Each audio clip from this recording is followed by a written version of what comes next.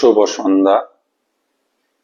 পরমেশ্বর ভগবানকে স্মরণ করে আমাদের আজকের সান্ধ্যকালীন গীতা আলোচনা অনুষ্ঠান আমরা শুরু করছি।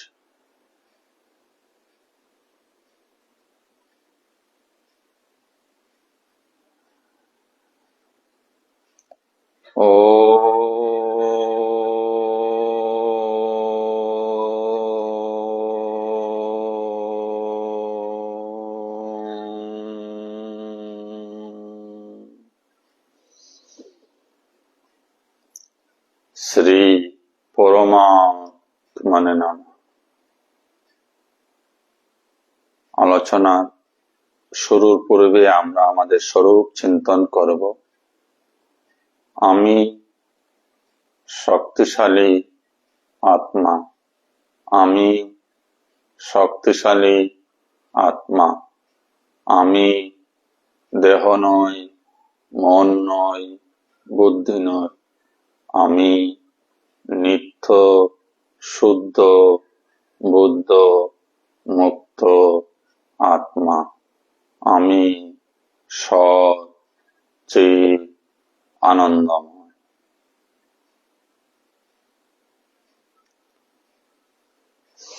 এর আগের দিনের গীতা আলোচনা অনুষ্ঠানে আমরা শ্রীমদ্ ভগবত গীতার 10ম অধ্যায় বিভূতি যুগে 14 নম্বর মন্ত্রটি পর্যন্ত আলোচনা করেছিলাম। আজ আমরা 15 নম্বর মন্ত্র থেকে আলোচনা শুরু করব। 15 নম্বর মন্ত্রে যাওয়ার আগে আমরা 14 নম্বর মন্ত্রে অর্জুন কি বলতে চেয়েছিলেন তা একটু জানি। অর্জুন বলেছিলেন, সর্বম এইতৎ ঋতমন্যে যৎ মাম বদোষি কেশব নহি তে ভগবান ব্যক্তিম বিদুর্দেবা ন দানবঃ। অর্জুন বলেছিলেন ভগবান শ্রীকৃষ্ণকে যে, হে কেশব, তুমি আমাকে যা বলেছ আমি সব সত্য বলে মনে করি। হে ভগবান, দেবতা অথবা দানবেরা কেউই তোমাকে তত্ত্বগত ভাবে জানতে পারে না, অবগত নয়। এই কথাটি 14 নম্বর মন্ত্রে অর্জুন ভগবানকে বলেছিলেন। তার পরবর্তী 15 নম্বর শ্লোকটিতে অর্জুন আবার ভগবানকেই বলছেন। অর্জুন বাচ, শ্লোক ক্রমসংখ্যা 15। স্বয়ং এব আত্মনাম বেত্ততম পুরুষোত্তম বুথো ভাবন বুথেশ দেবো দেবো জগৎপতি। অর্জুন বিনয় সহকারে ভগবান শ্রীকৃষ্ণকে বললেন, হে পুরুষোত্তম, হে বুথ ভাবন, হে বুথেশ, হে দেবদেব, হে জগৎপতি, তুমি নিজেই তোমাকে জানতে পারো, অন্য কেউই আর তোমাকে জানতে পারে না। স্বয়ং নিজে আত্মনা আত্মনম, নিজে নিজেকেই, স্বয়ং তুমি নিজে নিজেকেই বেত্থু মানে জানতে পারো। তম তোমাকে, পুরুষোত্তম, হে পুরুষোত্তম। তো আমরা আগে অনেকবার শুনেছি বা আমরা সবাই অবগত, সে ভগবানকে জানা যায় না। এই অধ্যায় বিভূতি যুগ, এই অধ্যায়ে ভগবান তার বিশাল গুণগুলির কথা, বিশাল সম্পদগুলির কথা শুধু ব্যক্ত করবেন। সেটা থেকেই সহজে অনুমেয় যে তিনি কত বিশাল, কত ব্যাপক। তাকে জানা মানুষের পক্ষে সম্ভব নয়, দেবতারাও পারছেন না, মুনি ঋষিরাও পারছেন না। তাকে কতটুকু জানা গেল যদি আমরা বলি সেই পৃথিবীটাকে মানুষ কতটুকু জেনেছে, তাহলে মানুষ কিন্তু এই পৃথিবীটাকে পূর্ণভাবে এখনো জানতে পারেনি। অনেক জায়গায় এই পৃথিবীতে বিদ্যমান যেখানে মানুষ এখনো পৌঁছাতেই পারেনি। মহাকাশের কথা না হয় বাদই দেওয়া হলো, তাহলে এই পূর্ণ বিশ্ব ব্রহ্মাণ্ডে খুব কম শতকরা হিসাবে খুব কম মানুষ আজ পর্যন্ত জানতে পেরেছে। তো সাংঘাতিক বিষয় যে ভগবানকে জানা এত সহজ নয়। যারা জেনেছেন, পূর্ণ জানা কারো দ্বারা সম্ভব নয়। ভগবান স্বয়ং বলেছেন এই বিশ্ব ব্রহ্মাণ্ডকে তিনি তার পায়ের এক আঙ্গুলে ধরে রেখেছেন। তাই একমাত্র ভগবানই নিজে নিজেকে জানতে পারেন, যেমন আমরা প্রত্যেকেই নিজে নিজেকে জানতে পারি। আমি যদি বলি আপনি আমাকে কতটুকু জানেন, তো কিছুটা আপনি বলে দিতে পারবেন, কিন্তু আমাকেও আপনি পূর্ণভাবে জানেন না, আমিও আপনাকে পূর্ণভাবে জানতে পারি না। তো একটা মানুষের ভিতরে যদি এত রহস্য বিদ্যমান, একটা মানুষকেই যদি আমরা সম্পূর্ণভাবে জানতে না পারি, তাহলে এই জগৎ, এই বিশ্ব ব্রহ্মাণ্ডকে মানুষ কিভাবে জানবে? তাই অর্জুন বললেন, হে পুরুষোত্তম, হে ভূত ভাবন, হে ভূতেশ, হে দেবদেব, হে জগৎপতে, তুমি স্বয়ং নিজে নিজেকেই জানতে পারো, অন্য কারো দ্বারা তোমাকে জানা সম্ভব নয়, পূর্ণরূপে জানা সম্ভব নয়। আসুন তার পরবর্তী মন্ত্রের দিকে অগ্রসর হই। শ্লোক ক্রম সংখ্যা 16। সেখানে এসে অর্জুন আবার ভগবানকে বলছেন, অর্জুন উবাচ বক্তুম মহর্ষি অশেষেণ দিব্যা হি আত্মবিভূতয়ঃ ইয়াবি বিভূতিভি লোকম ইমম তম ব্যাপ্য তিষ্ঠসি। বক্তুম অহর্ষি অশেষণ, বক্তুম মানে বলো, অহর্ষি অশেষণ বিস্তারিত ভাবে। কারণ অর্জুন বোধ করতে পেরেছেন যে ভগবান নিজেই তার বিভূতির কথা একমাত্র বলতে পারেন, অন্য আর কেউ নয়। তাই তিনি ভগবানের কাছে প্রার্থনা করছেন, হে ভগবান, তুমি তোমার কথা একমাত্র বলতে সক্ষম, তাই তোমার কথা আমাকে তুমি সবিস্তারে বলো। অশেষণ মানে বিস্তারিত ভাবে। দিব্যাহি আত্ম বিভূতয়, আত্ম মানে স্বীয়, বিভূতয় মানে বিভূতি সকল। তোমার দিব্য, দিব্যা মানে দিব্য, তোমার দিব্য বা নিজস্ব বা স্বীয় দিব্য বিভূতি সকল তুমি নিজেই আমাকে বলো। যাবি বিভূতি ভি, যাবি যে সমস্ত বিভূতির দ্বারা, লোকান এই লোকসমূহ, ইমা এই সমস্ত লোকসমূহ, তম তুমি, ব্যাপ্য ব্যাপ্ত হয়ে, তিষ্ঠসি অবস্থান করছো। তো অর্জুন কি বললেন? বললেন তুমি যে সমস্ত বিভূতির দ্বারা এই লোকসমূহে পরিব্যাপ্ত হয়ে আছো, লোকসমূহে পরিব্যাপ্ত হয়ে আছো। লোক বলতে শুধু এই লোকের কথা না, এই জগতের কথা না, চতুর্দশ লোক যেখানেই যে লোক অবস্থিত, অর্থাৎ পূর্ণ বিশ্ব ব্রহ্মাণ্ডে, পুরো বিশ্ব ব্রহ্মাণ্ডে তুমি যে পরিব্যাপ্ত হয়ে আছো, তোমার সেই সমস্ত দিব্য বিভূতির কথা একমাত্র তুমিই বলতে সক্ষম, তাই আমি তোমার কাছে বিস্তারিতভাবে তোমার বিভূতি সকলের কথা জানতে চাইছি।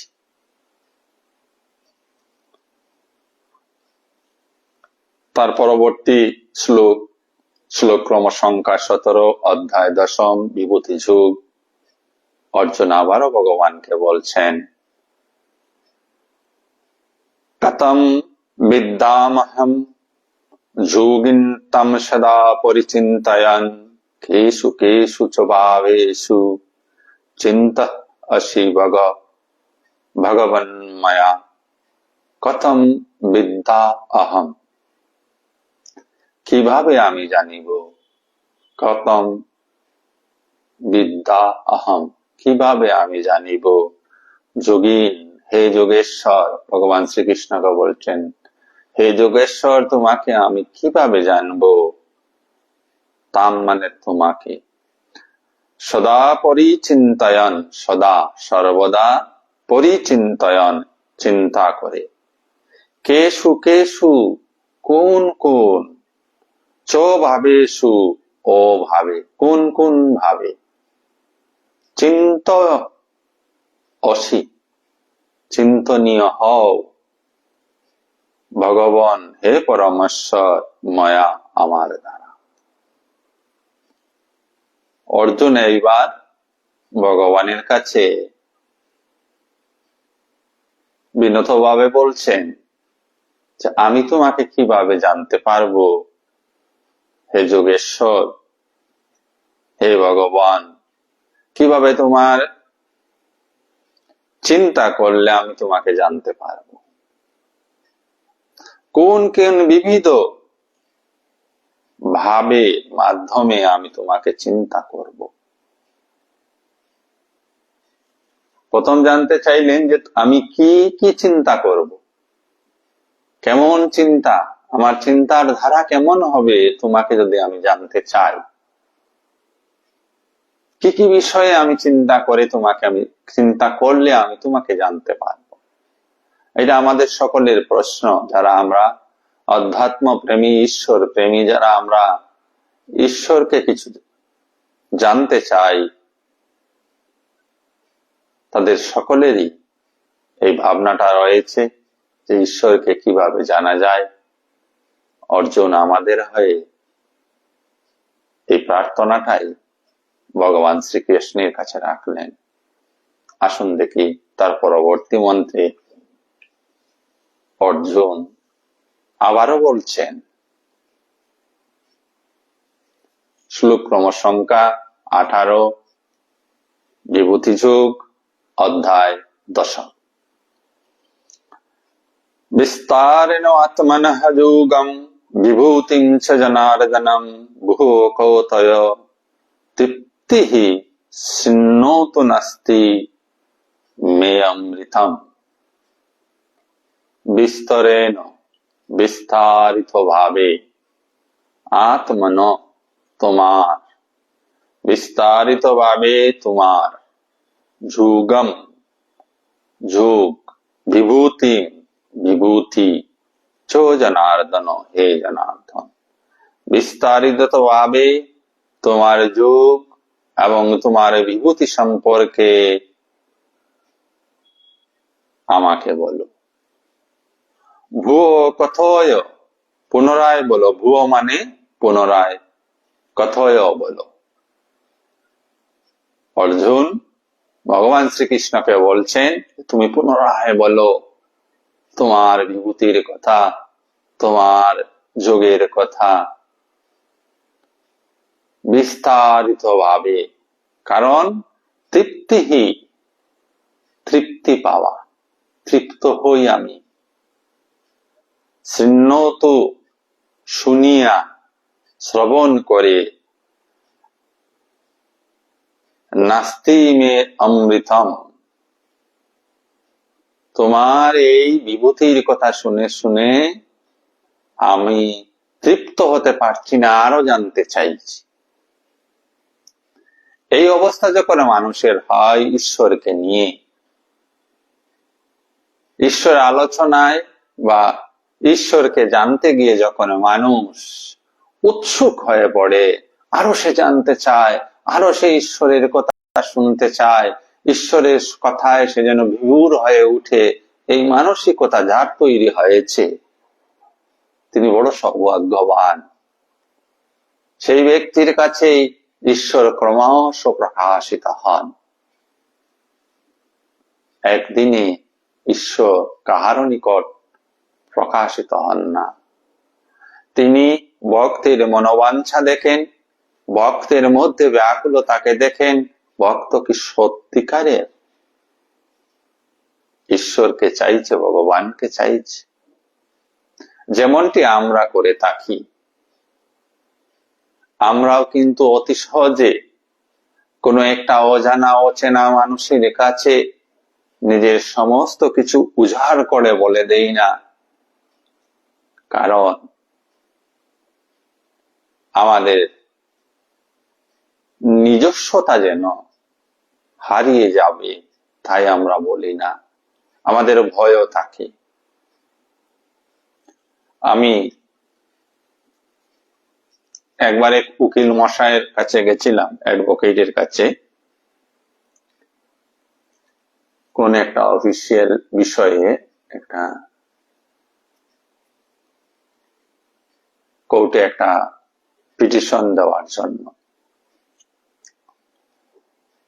তো তিনি আমার কথা শুনলেন, বললেন ঠিক আছে, আপনি আর একদিন আসুন। তখন আমি বললাম আজই করে নিন স্যার। বলেন না, একদিন আসুন। তার কারণ ওনার সঙ্গে আমার খুব আন্তরিকতা। বলে আর একদিন আসুন। আমি আরেকদিন গেলাম, মানে পরের দিন গেলাম। যাওয়ার পরে আমার ওই কেসটির বিষয়ে আলোচনা বিলোচনা হলো। তো আমি যে আগের দিন গিয়েছিলাম তখনও আরেকজন এই ধরনের ক্লায়েন্ট এসেছিলেন, তিনিও নতুন ছিলেন, একটা নতুন কোন একটা আবেদন করবেন কোর্টে। উনাকেও তিনি বলেছিলেন আপনিও কালকে আসুন, সময় দিয়েছিলেন। আমি যথাসময়ে গিয়েছিলাম, উনি আসেননি। তখন এই উকিল মহাশয় বললেন, জানেন কালকে আপনাকে আমি আপনার কাজটা আমি করে নিতে পারতাম, করি নাই, শুধু ওই লোকটাকে যাচাই করার জন্য। যাচাই মানে যদি আপনার কাজটা আমি করে নিতাম কাল, তাহলে এই লোকটাও বসে থাকতো, বা এই লোকটাও বলতো আমাকে আমার কেসটি হাতে নিয়ে নিন, আমার এটাও কাজ ছাড়িয়ে দিন। তো আমি আপনাকে জানি, চিনি, তাই আপনাকে বললাম পরের দিন আসতে। ওই লোকটাকে বললাম পরের দিন আসার জন্য। আজ আপনি চলে এসছেন যথাসময়ে, ওই লোকটি কিন্তু এখনো আসেনি, আর হয়তো বা আসবেও না।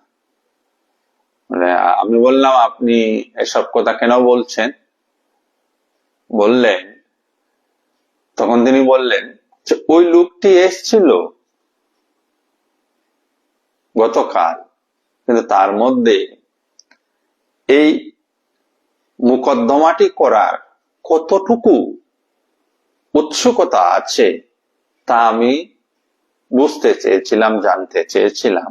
তাই গতকাল তার কেসটি আমি হাতে নিইনি, তাকে বলেছিলাম আজ আসতে, কিন্তু আজ তিনি এখনো আসেননি। আর আমার যতটুকু ধারণা তিনি আসবেন না, আর উৎসুকতা কমে গেছে। কথাটার অর্থ এটাই যে মানুষ অনেক সময় আবেগের বশে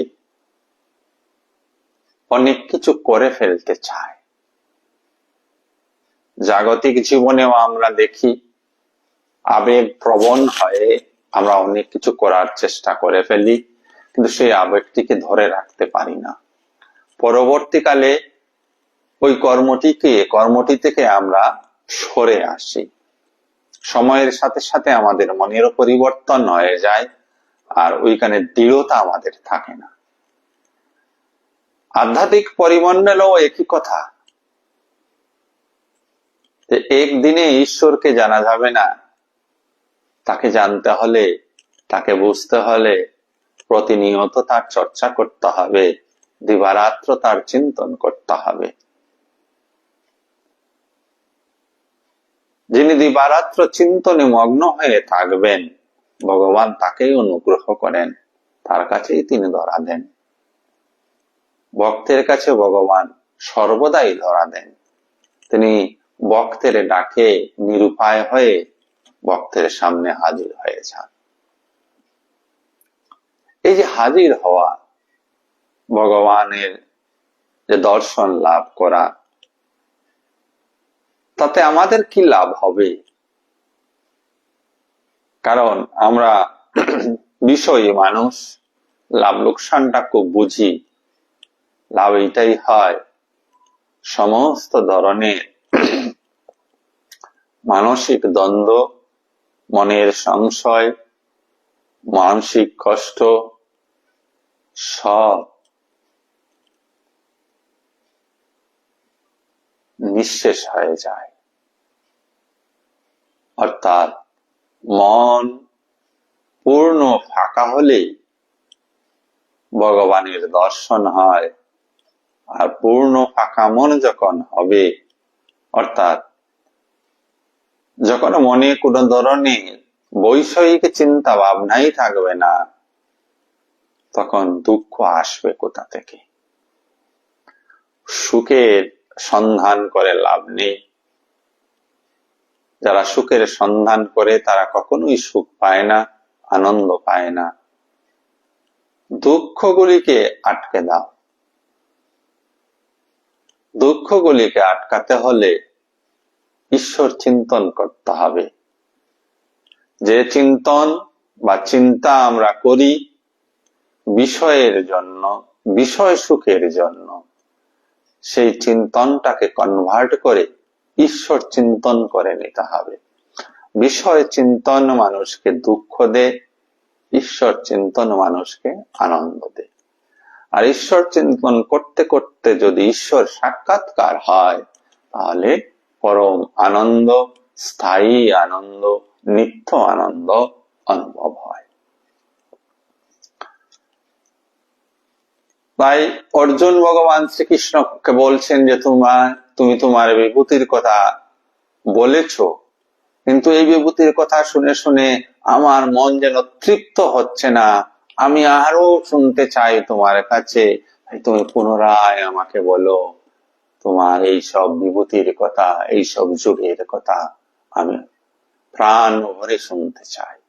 এই প্রাণ ভরে শোনার ব্যাকুলতা, গীতা শোনার ব্যাকুলতা, সৎসঙ্গ করার ব্যাকুলতা, ভাগবত কথা শোনার ব্যাকুলতা যদি আমাদের মধ্যে আসে, তাহলে আমরা ভগবানের কৃপাধন্য হয়েছি।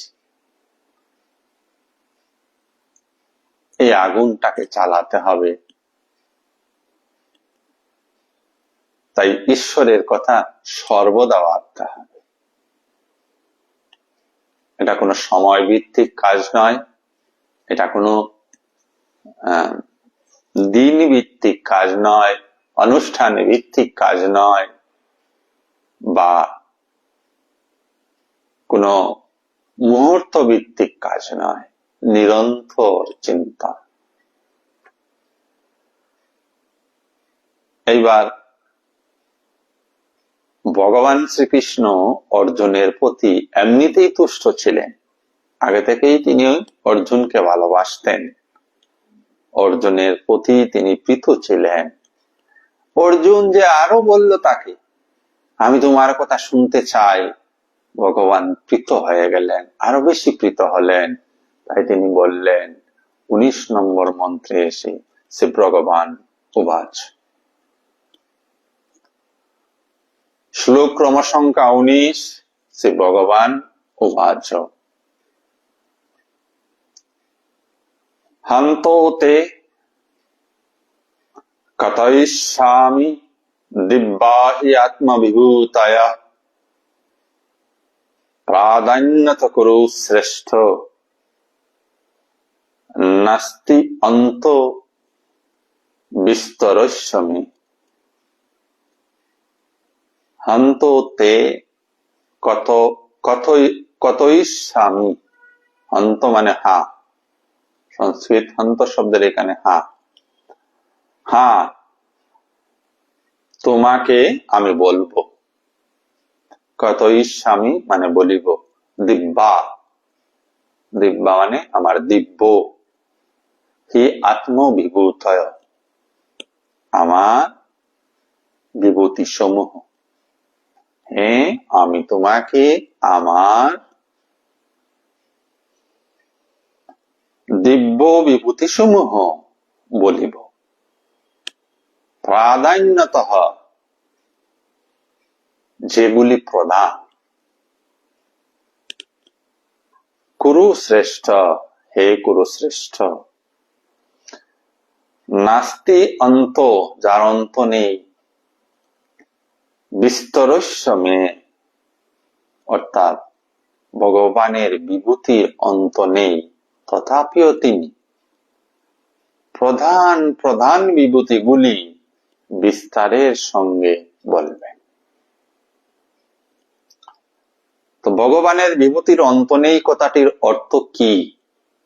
কথাটির অর্থ এইটাই, যা আমরা দেখছি, যা শুনছি, যা কল্পনা করতে পারছি, যা অনুমান করতে পারছি, এই বিশ্ব চরাচর নিয়ে, এই বিশ্ব ব্রহ্মাণ্ড নিয়ে সব কিছুই তিনি হয়ে আছেন। ওই সূর্য বলুন, চন্দ্র বলুন, সাগর বলুন, মহাসাগর বলুন, নদ বলুন, নদী বলুন, গ্রহ বলুন, তারা বলুন, নক্ষত্র বলুন, মানুষ বলুন, পশু পাখি বলুন, বিশাল বড় গাছ বলুন, বিশাল পর্বত বলুন, সব কিছুর মধ্যে তিনি ব্যাপ্ত হয়ে আছেন। তাই তিনি বললেন, আমি প্রধান প্রধান কিছুর কথা বলবো, তুমি ওই প্রধান গুলিকে ধরে তার নিচের গুলিও যে আমি, তাহা বুঝে নিও। সব বলা সম্ভব নয়, কারণ অন্তহীন বিভূতি রয়েছে। যিনি অনন্ত, তার বিভূতিও অনন্ত। যিনি অসীম, তার বিভূতিও অসীম। আমরা সবাই সসীম, সীমাবদ্ধ, তাই আমাদের বিভূতি বা সম্পদও সীমাবদ্ধ। আমরা দেখে নিই আমাদের প্রত্যেকে কি বিভূতি রয়েছে। আমাদেরকে যদি আমাদের বিভূতির কথা বলা হয়, বললো, তা আমরা 2 মিনিটে পরে সবাই শেষ করে দেব। কারণ আমাদের বিভূতি বা সম্পদের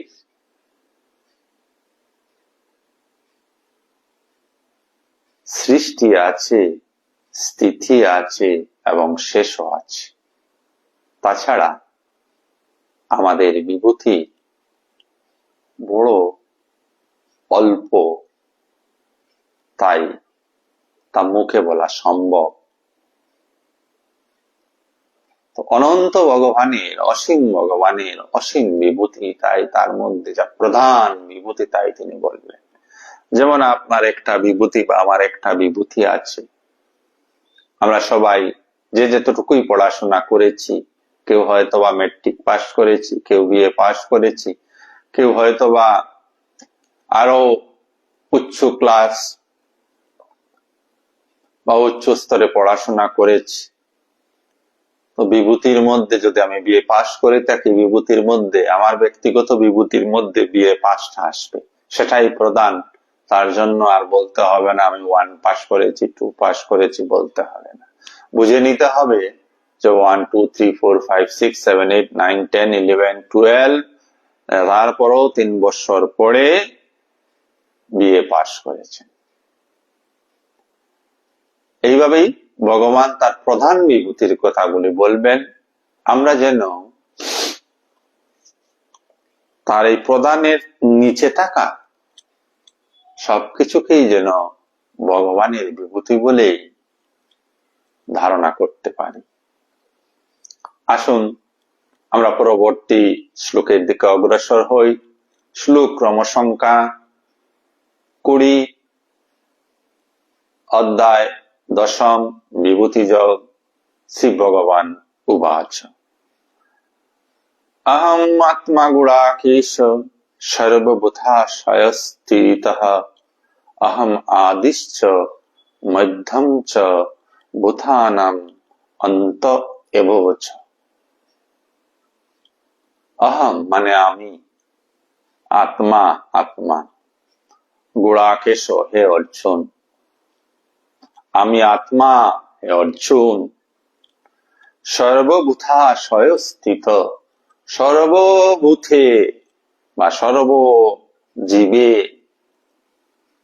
আশয় স্থিত, হৃদয়ে অবস্থিত, বা সর্বজীবে আমি অবস্থিত। আমি আত্মা হে অর্জুন, আমি সর্বজীবের হৃদয়ে অবস্থিত।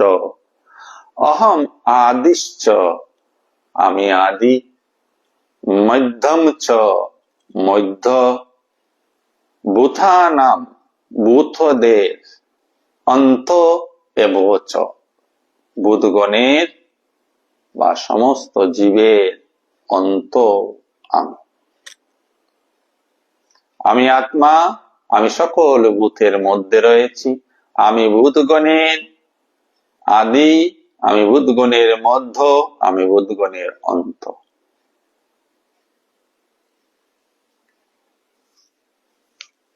আমরা নিজেকে নিয়ে যদি এই শ্লোকটার গভীরতাকে বুঝতে চাই, তাহলে আমাদের মধ্যে তিনি আত্মা রূপে রয়েছে। যে আত্মা শরীর নয়, মন নয়, দেহ নয়, বুদ্ধি নয়, কিছুই নয়, অথচ একটা বোধ আমরা সবাই অনুভব করি, আমি আছি, এই বোধটাই আত্মা। এই আত্মবোধে তিনি আমাদের সকলের মধ্যে রয়েছেন। আমাদের সকলের আদি আছে, অর্থাৎ আমরা এক সময় সৃষ্টি হয়েছি, মধ্য মানে স্থিতি লাভ করছি, এবং এক সময় এই দেহ অন্ত হয়ে যাবে। আমি যেহেতু দেহ নই, আমি যেহেতু মন নই, আমি যেহেতু বুদ্ধি নই, তাহলে দেহের জন্ম, দেহের স্থিতি লাভ, দেহের বিনাশের মাধ্যমে আমি আত্মা, তাহার বিনাশ হয় না। এই আত্মাই সর্বজীবে সর্বভূতে সমভাবে বিদ্যমান রয়েছে।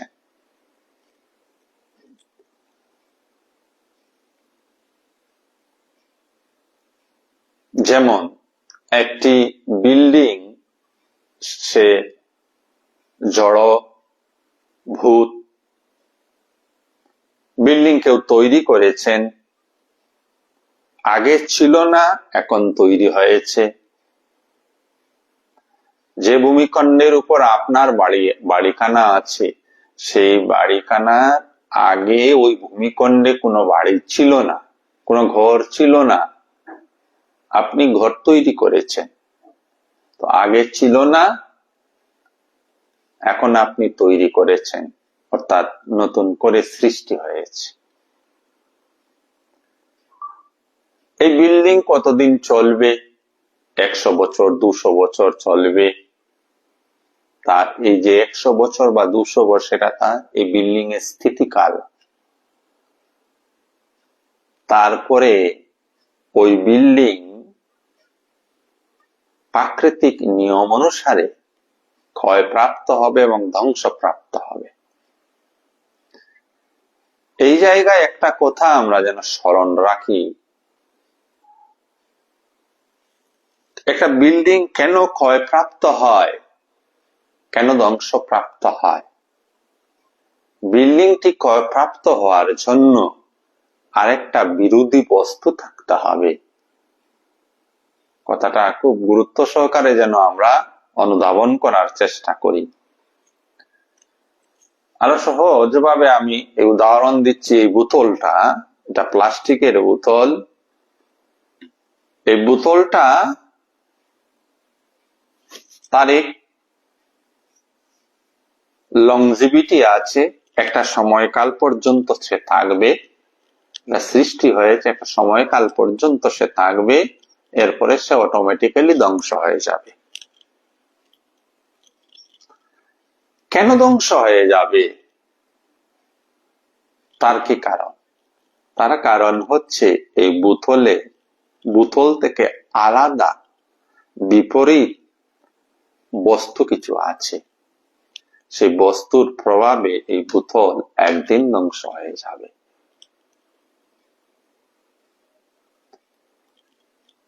যেমন এই বোতলের বিপরীত বস্তু হিসাবে আমি একটা হাতুড়ি ভাবলাম। আমি যদি হাতুড়ি দিয়ে এই বোতলে আঘাত করি, বোতলটা ভেঙে যাবে। বোতলের অস্তিত্ব হারাবে। তো বোতলের কাছে এই মুহূর্তে হাতুড়িটা, এটা হাতুড়ি, এই হাতুড়ি দিয়ে এখানে মারলেই বোতলটা ভেঙে যাবে। বোতলের যে ব্যবহার, জল ধারণ করে রাখার যে ব্যবহার, জল ধরে রাখার যে উপযোগিতা, যে উপযোগিতার জন্য এই বোতলটি আমি ব্যবহার করছি, তা ধ্বংসপ্রাপ্ত হয়ে যাবে, যেহেতু তার বিরোধী হাতুড়ির দ্বারা আমি যদি তাকে আঘাত করি। তো সেই সমস্ত জিনিস ধ্বংস হবে যে সমস্ত জিনিসের বিরোধী বস্তু রয়েছে।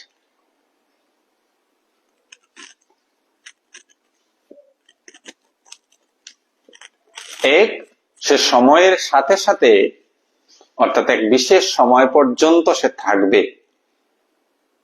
দুই, এই বিশেষ সময়ের পূর্বেও ওই বস্তুটি ধ্বংসপ্রাপ্ত হতে পারে, যেহেতু বিপরীত ধর্মী কিছু বস্তু রয়েছে এই জগতে। কিন্তু আত্মা দ্বিতীয় কেউ নেই। আত্মা একম এবং অদ্বিতীয়। আত্মা এক এবং অদ্বিতীয়। তাই আত্মা বিনাশশীল নয়। বিনাশ করার জন্য আরেকজনকে চাই। এই যে বোতলটির কথা বলেছিলাম, এই বোতলটিকে বিনাশ করার জন্য হাতুড়িকে চাই। আমাকে বিনাশ করার জন্য কেউ আমার মাথায় বাড়ি দিতে হবে, আমি এই দেহ বিনাশ প্রাপ্ত হয়ে যাবে। কেউ মাথায় বাড়ি নাই বা দিল, সময়ের সাথে সাথে যেসব অঙ্গ প্রত্যঙ্গ আমাদের মধ্যে রয়েছে সেগুলি ক্ষয়প্রাপ্ত হয় ব্যবহারের সাথে সাথে। এই ব্যবহারের সাথে সাথে ক্ষয়প্রাপ্ত হতে হতে এমন একটা সময় আসবে যখন আপনার বা আমার আভ্যন্তরীণ অঙ্গ প্রত্যঙ্গগুলি আর কাজ করতে পারবে না। তখন মানুষ মৃত্যু মুখে পতিত হয়। আত্মার ক্ষেত্রে বিষয়টি আলাদা, যেহেতু দ্বিতীয় আত্মা নেই। একটি আত্মা আর একটি আত্মাকে ধ্বংস করবে এইরকম নেই। তাই আত্মা অনন্ত, তাই আত্মা অবিনাশী, তাই আত্মা অদ্বিতীয়। সেই অবিনাশী অদ্বিতীয় অবস্থা আমাদের সকলের মধ্যে রয়েছে। আমরা সবাই আত্মস্বরূপ।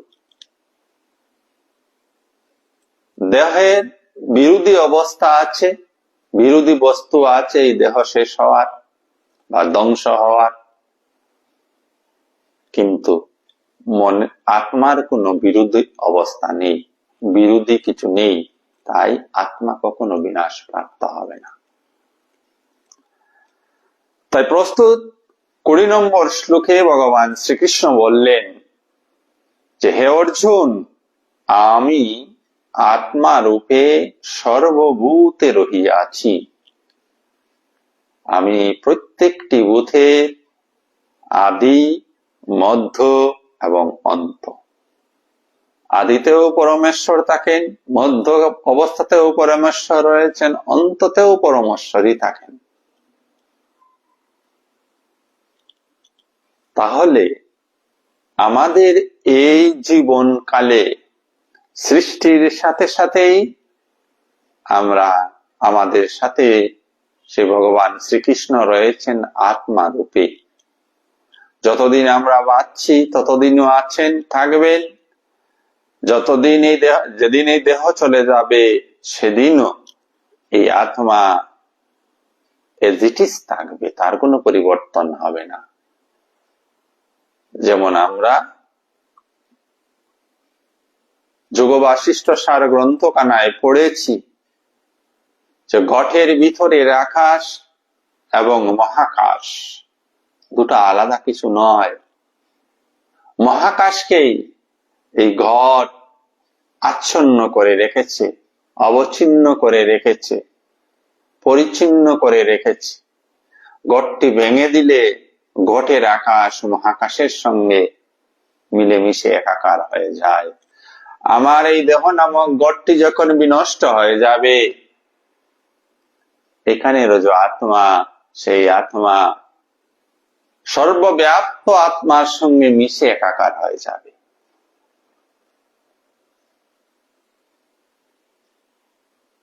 একটু ধৈর্য ধরে এই বিষয়টাকে যদি আমরা চিন্তন করতে পারি, বিষয়টা আমাদের কাছে ক্লিয়ার হবে। ইহা কেহ কাউকে করিয়ে দিতে পারবেন না। কিছু ইঙ্গিত করা যেতে পারে, কিছু উদাহরণের বা উপমার সাহায্য নেওয়া যেতে পারে, তো অনুভবটা নিজেকেই করতে হয়, নিজেকেই করতে হবে। আসুন আমরা তার পরবর্তী শ্লোকের দিকে অগ্রসর হই।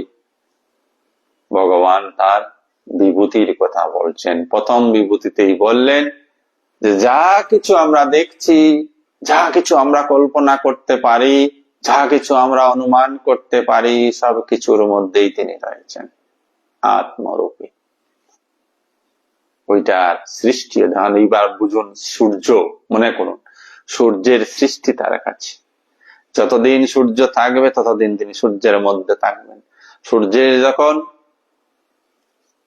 ধ্বংস হয়ে যাবে তখন ওই সূর্য লয় হবে কোথায়? আত্মাতেই লয় হয়ে যাবে। তো যা কিছু আমাদের কল্পনায় আসে, ভাবনায় আসে, চিন্তাধারায় আসে, সব কিছুর মধ্যে পরম আত্মা ব্যাপ্ত হয়ে আছেন, যেমন আমাদের প্রত্যেকের মধ্যে ব্যাপ্ত হয়ে আছেন। শুধু আমরা অনুভব করতে পারছি না বলেই আত্মা বা ভগবান ভাবছি আমরা আমাদের থেকে আলাদা। আসুন 21 নম্বর মন্ত্রে এসে ভগবান কি বলতে চাইলেন। শ্লোক ক্রম সংখ্যা 21, অধ্যায় বিভূতি যোগ। আদিত্য নাম অহং বিষ্ণু জ্যোতিষাম রবিহ অংশুমান মরীচ মরুতাম অস্মি নক্ষত্র নাম শশী।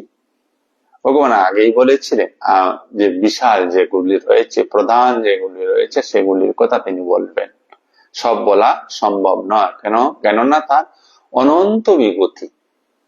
তাই তিনি বললেন আদিত্যদের মধ্যে আমি বিষ্ণু, জ্যোতিষ্কের মধ্যে আমি কিরণশালী সূর্য, মরুদ্দের মধ্যে আমি মরীচি, এবং নক্ষত্রদের মধ্যে আমি শশী বা চন্দ্র। আদিত্য, দ্বাদশ আদিত্যের মধ্যে বিষ্ণু, ব্রহ্মা বিষ্ণু মহেশ্বর। বিষ্ণু স্থিতিকর্তা, পালনকর্তা। তো বললেন তিনি সেই বিষ্ণু। আর কি বললেন? এই জ্যোতিষ্কদের মধ্যে তিনি সূর্য। এই সূর্য ছাড়া বাকি যত ছোট যা কিছু আছে সবকিছু তিনি। সূর্য তো আছেনই তিনি, বুঝে নিতে হবে বাকি যত জ্যোতিষ্ক আরো কিছু যদি থেকে থাকে সবই তিনি। বললেন মরুদ্দের মধ্যে তিনি মরীচি। মরুদ মানে বায়ু। বিভিন্ন প্রকারের বায়ু রয়েছে কিন্তু অন্তরিক্ষে। অন্তরিক্ষে প্রায়, ঠিক আমার মনে আসছে না, কত 50 রকমের বায়ু আছে। 50 রকমের বায়ুর মধ্যে মহান যে বায়ু সেটা হচ্ছে মরিচ। ওই মরিচি বায়ুদের মধ্যে তিনি মরিচি, প্রধান বায়ু। যত নক্ষত্র আকাশের দিকে আমরা তাকাই, সে সমস্ত নক্ষত্রদের মধ্যে উজ্জ্বল নক্ষত্র আমাদের কাছে চন্দ্র। বাকিতে আরো লক্ষ কোটি নক্ষত্র রয়েছে। বললেন এই চন্দ্র আমি, তাছাড়াও এই লক্ষ কোটি যা আছে, এখন তো মানুষ হিসাব জানে না কতটা, সব আমি। অর্থাৎ ভগবান বলতে চাইছেন বা বুঝাতে চাইছেন আমাদেরকে, তুমি যা কিছু দেখছো, তোমার দৃষ্টি যত দূর পর্যন্ত প্রসারিত হয়, সবকিছুতেই আমি রয়েছি। সব কিছুতেই আমি। যা কিছু শ্রেষ্ঠ, যা কিছু ক্ষুদ্র, ক্ষুদ্র থেকে শুরু করে শ্রেষ্ঠ পর্যন্ত এই পূর্ণ শ্রেণী বিন্যাসের মধ্যে ভগবান বলছেন তিনি রয়েছেন। তারপর শ্লোক ক্রম সংখ্যা 22, শ্রী ভগবান উবাচ বলছেন বেদানাম সামবেদ অস্মি, দেবানাম অস্মি বাসব, ইন্দ্রিয়ানাম মনঃ অস্মি, ভূতানাম অস্মি চেতনা। বললেন সমস্ত বেদের মধ্যে তিনি সামবেদ, সমস্ত দেবতাদের মধ্যে ভাসব, ভাসব মানে ইন্দ্র, সমস্ত ইন্দ্রিয়গুলির মধ্যে, আমাদের যত ইন্দ্রিয় আছে, একাদশ ইন্দ্রিয়, চক্ষু, কর্ণ, নাসিকা, জিহ্বা, ত্বক, হস্ত, পদ, বাক, পানি, পাদ, উপস্থ, পায়ু। বাক মানে মুখ, পানি মানে হাত, পাদ মানে পা, উপস্থ মানে মূত্রদ্বার, পায়ু মানে মলদ্বার। এলো 5টি কর্মেন্দ্রিয়, 5টি জ্ঞানেন্দ্রিয়, আর 1টি অন্তরিন্দ্রিয় যেটা হচ্ছে মন। আর মনকে বলা হয় সমস্ত ইন্দ্রিয়ের রাজা। তাই তিনি বললেন ইন্দ্রিয়ানাম মনশ্চ অস্মি, আমি ইন্দ্রিয়গুলির মধ্যে মন। ভূতানাম অস্মি চেতনা। ভূতানাম এখানে জীবের কথা বলছে। সমস্ত জীবদের মধ্যে আমি চেতনা। তাই আপনার একটি চুল ধরলেও আপনার এক অনুভূতি হয়, পায়ের আঙুলটি ধরলেও অনুভব হয়, মশা বসলেও শরীরে অনুভব হয়, ইহা চেতনা। ওই চেতনা রূপে ভগবান আমাদের সাথে রয়েছে। সমস্ত বেদের মধ্যে আমি সামবেদ, সমস্ত দেবতাদের মধ্যে আমি ইন্দ্র, সমস্ত ইন্দ্রিয়গুলির মধ্যে আমি মন, এবং সমস্ত প্রাণীদের মধ্যে আমি চেতনা। চেতনাটা কি? চেতনাটাই আত্মা, চেতনাটাই পরমাত্মা। এই যে আঙ্গুল দিয়ে আঙ্গুল টাচ করলেন, একটা অনুভব হচ্ছে, চেতনার জন্য ইহা সম্ভব। এই হাতুড়িতে আমি এখানে টাচ করছি, হাতুড়িটি বুঝছে না, হাতুড়ির কোনো চেতনা নেই, তাই সে বুঝতে পারছে না, আমি বুঝতে পারছি। ঠিক সেইভাবে আমি যদি আপনার আঙ্গুলে হাত দেই, আপনি অনুভব করবেন, আমি অনুভব করব, কারণ আমরা উভয়েই চেতনাবান হয়ে আছি। তাহলে কি এখানে ঈশ্বর নেই? ঈশ্বর আছেন, এটার মধ্যেও ঈশ্বর আছেন। এখানে ঈশ্বর অচৈতন্য অবস্থায় আছেন। এমন কোন ব্যক্তি নেই, বস্তু নেই যেখানে ঈশ্বর নেই, অচৈতন্য অবস্থায় আছেন। একমাত্র জীবে ভগবান চৈতন্য অবস্থায় আছেন, চেতনা অবস্থায় আছেন। আর যেহেতু মানুষ সর্বশ্রেষ্ঠ, তাই মানুষের মধ্যে ভগবানের বিশেষ প্রকাশ। আপনি অন্য কিছু নন, আমি অন্য কিছু নই, আমরা সবাই ঈশ্বর স্বরূপ, ব্রহ্ম স্বরূপ। শুধু আমরা বুঝতে পারছি না, না বোঝার জন্যই আমরা ওই নিজেদেরকে দেহ ভাবি, জীবাত্মা ভাবি। আমাদের অজ্ঞানতার জন্য, মায়ার দ্বারা আমরা আচ্ছন্ন হয়ে আছি বলে ভ্রমবশত আমরা আমাদেরকে ক্ষুদ্র করে দেখছি, ছোট করে দেখছি। আমরা কেউই ছোট নই। যদি এই সৎসঙ্গ, এই আত্মচিন্তন, ঈশ্বর চিন্তন আমরা সর্বদা করে যেতে পারি, আমরাও একদিন অনুভব করব আমি ব্রহ্ম ব্যতীত অন্য কিছু নই। কারণ ভারতের অনেক মহাপুরুষ এই অনুভব করেছেন, তারা বলে গেছেন, ভগবান শ্রীকৃষ্ণ বলে গেছেন, রামচন্দ্র বলে গেছেন, বিভিন্ন মনীষীগণ বলে গেছেন, আমরা সবাই ব্রহ্মস্বরূপ। ব্রহ্মস্বরূপ এই অনুভবে সমস্ত ক্ষুদ্রত্বের অবসান, সমস্ত সীমাবদ্ধতার অবসান, সমস্ত দুঃখ দৈন্যতার অবসান। তাহলে আমাদের দুঃখ দৈন্যতা কেন? আমরা ক্ষুদ্রত্বের অনুভবে বেঁচে আছি, সীমাবদ্ধ অবস্থায় বেঁচে আছি, অজ্ঞানতায় বেঁচে আছি, মায়ার কালো অন্ধকারে বেঁচে আছি বলে আমাদের অনুভব দেহভিত্তিক হয়ে আছে, দেহগত অনুভব, দেহাভিমানী আমরা বাঁচি। তাই আমাদের যত যন্ত্রণা, যত কষ্ট, যত দুঃখ। এই নিকৃষ্ট মানের অনুভবকে পরিশোধিত করে উৎকৃষ্ট আত্মস্বরূপের অনুভব কে অনুভব করাই হচ্ছে আধ্যাত্মিক জীবনের মূল উদ্দেশ্য তথা প্রতিটি মানুষের জীবনের মূল কর্তব্য এবং লক্ষ্য হওয়া উচিত। মানুষ এই লক্ষ্য থেকে বঞ্চিত বলেই মানুষের মধ্যে সমস্ত বিভেদ, সমস্ত অরাজকতা, সমস্ত হিংসাহিংসী ভাব, সমস্ত বিদ্বেষ ভাব। মানুষের মধ্যে যখন এই ভাব অপসারিত হয়ে যাবে, তার ক্ষুদ্রত্বের ভাব, দেহের ভাব যখন অপসারিত হবে, তখন প্রতিটি মানুষ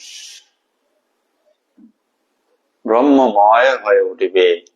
আর এই জগৎ এখনো ব্রহ্মময়, ব্রহ্ম অনুভবের সাথে সাথে, নিজেকে ব্রহ্ম অনুভবের সাথে সাথে সম্পূর্ণ জগৎ ব্রহ্ম রূপেই প্রকাশিত হবে।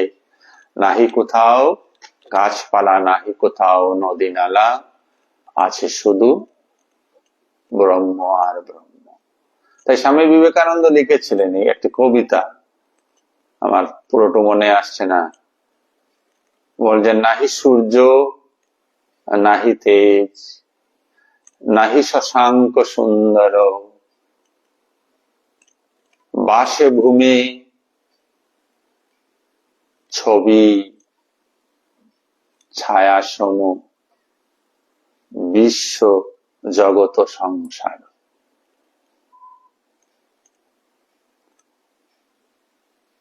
খুব সুন্দর অনুভব স্বামী বিবেকানন্দের ছিল, যে কিছুই নেই, এগুলি সব ছবি আকারে আছে, যা দেখছি সব ছবি।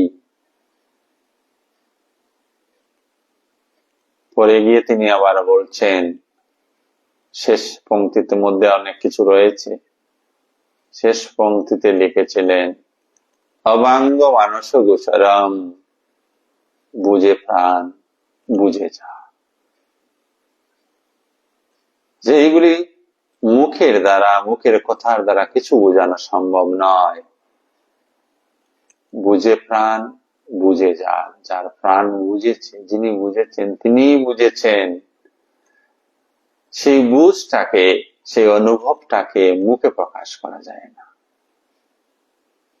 অবাং মানে মুখের দ্বারা, গোচর অবাঙ্গ মনস মনের দ্বারা গোচর করা যায় না, অবাঙ্গ মনস গোচর। আমরা আজকের আলোচনা এখানে সমাপ্ত করব। আজ সকলের অনুপস্থিতিতে আলোচনা আমরা সবাই সুন্দরভাবে অনুষ্ঠান করতে পেরেছি। যারা যারা আজকে অনুষ্ঠানে যুক্ত হয়েছেন সবাইকে অনেক ধন্যবাদ। সকলের অন্তরস্থ আত্মাকে আমার শতকোটি প্রণাম। শুভরাত্রি। সবাই ভালো থাকুন, সুস্থ থাকুন, আনন্দে থাকুন। প্রণাম।